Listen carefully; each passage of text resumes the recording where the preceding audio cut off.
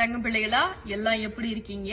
இன்னைக்கு ஒரு சில தங்க பிள்ளைகளுக்கு மிகப்பெரிய ரகசியம் ஒண்ணு சொல்லி கொடுக்க போறேன். என்ன அப்படின்னா, நிறைய தங்க பிள்ளைகளை என்கிட்ட கேக்குறது, என்ன சம்பாதிச்சாலும் காசு நிக்க மாட்டேங்குது, எவ்வளவு கஷ்டப்பட்டாலும் அந்த உழைப்புக்கு ஊதியமே வீட்டுல தங்க மாட்டேங்குது, வீட்டுல சலசலப்பு இருக்குது, வாக்குவாதங்கள் அதிகரிக்குது, நோய் அதிகமா இருக்குது, இதுக்கெல்லாம் என்னதான் பண்றதுன்னே தெரியல அப்படின்னு ஒரு சில தங்க பிள்ளைகள் கேட்டதுக்கு இணங்க நான் ஒரு சில விஷயம் டிப்ஸ் கொடுக்க போறேன். உங்களால முடியும், அதுதான் நான் இப்ப சொல்ல போறேன். பெரிய பெரிய பூஜை புனஸ்காரம்லாம் நான் சொல்லவே இல்லை.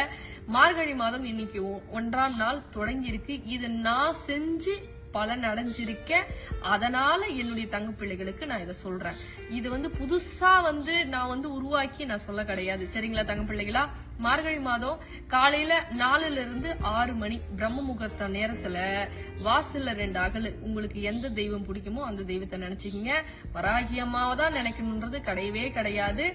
எந்த தெய்வம், ஆண் தெய்வமா இருக்கட்டும், பெண் தெய்வமா இருக்கட்டும், எந்த தெய்வமாக இருந்தாலும் உங்களுக்கு பிடிச்ச தெய்வத்தை நினைச்சுக்கிட்டு அந்த வாசல்ல 2 அகலு, உள்ள ஒரு அகலு, 3 தீபம் ஏத்துங்க.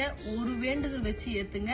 கட்டாயமா சொல்றேன், இந்த 1 மாசத்துக்குள்ள உங்களுக்கு அந்த வேண்டுதல் நடக்கும். கட்டாயமா நீங்க வாராகி காலத்துல அம்மா நீங்க சொன்னீங்க எனக்கு நடந்தது அப்படின்னு என்னுடைய தங்க பிள்ளைகள் சொல்லுவாங்க. ஏன்னா நான் சொன்னா நடக்கும். நம்பி ஒரு முறை செஞ்சு பாருங்க. சரிங்களா தங்க பிள்ளைகளா? ரொம்ப சந்தோஷம். இந்த பதிவை உங்க உறவுகளுக்கும் பகிர்ந்து விடுங்க. ஏன்னா நல்லது பகிர்ந்துல அதுக்கு ஒரு நன்மை உங்களுக்கு கிடைக்கும். சரிங்களா? ரொம்ப சந்தோஷம்.